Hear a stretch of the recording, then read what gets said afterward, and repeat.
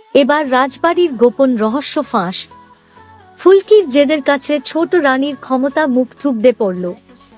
রাজমহলে ফুলকি নিয়ে এলো পরিবর্তনের ঝড়। ফুলকি কি পারবে বড় রানীকে যোগ্য সম্মান ফিরিয়ে দিতে?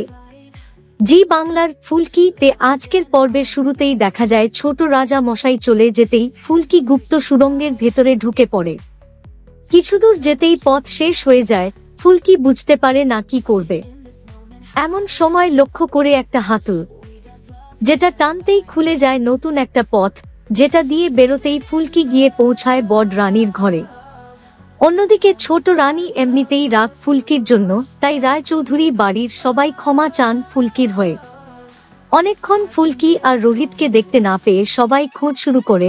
ঠিক সেই মুহূর্তেই ফুলকি বড় রানীকে নিয়ে হাজির হয় বৌভাতের অনুষ্ঠানে। ছোট রানীর মাথায় বাজ পড়ে, আরও রাগে ফুঁসতে থাকেন তিনি। বড় রানী আদিত্য আর ধানুকে আশীর্বাদ করেন সোনার বালা দিয়ে। ছোট রানীকে রাগে বেরিয়ে যেতে দেখে ফুলকি জানায় যে সে অন্য রাস্তা দিয়ে বড় রানীকে নিয়ে এসেছে, তাই কোনো পরিচারিকাকে চড় না মেরে যদি ইচ্ছা হয় ফুলকিকে মারতে পারেন তিনি। ফুলকি সোজা ভাষায় জানিয়ে দেয় যে বড় রানীকে অযথা বন্দি থাকতে দেবে না সে। এরপর ধানুর বৌভাতের অনুষ্ঠান শেষ করে সবাই বাড়ি ফিরে যায়। ফুলকিকে খুঁজে পাওয়া যায় না। এরপর জানা যায় চলে যাওয়ার আগে ফুলকি বড় রানীর সঙ্গে দেখা করতে গিয়েছিল। বড় রানীকে ফুলকি জানিয়ে দেয় সে আবার আসবে ধানু আর বড় রানীর জন্য। ছোট রানী মা যেন কারোর সাথে অন্যায় অত্যাচার না করেন, ফুলকির অন্যায় পছন্দ না।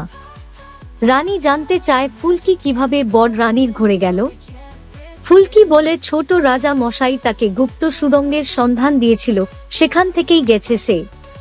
ছোট রানী এবার আরও রেগে যান, সিদ্ধান্ত নেন যে করেই হোক ফুলকির এই রাজবাড়িতে আসা আটকাতেই হবে। ছোট রাজাকেও অনেক উঁচু নিচু কথা শোনাতে থাকেন তিনি। বাড়ি ফিরতেই সবাই ফুলকিকে সাবধান করে যে রাজবাড়ির ব্যাপার নিয়ে বেশি মাথা না ঘামাতে। কিন্তু ফুলকি বলে বড় রানীকে যোগ্য সম্মান সে ফিরিয়ে দেবেই। বড় রানীকে ফুলকি কথা দিয়েছে তার হারিয়ে যাওয়া মেয়ে আর স্বামীকে খুঁজে এনে দেবে।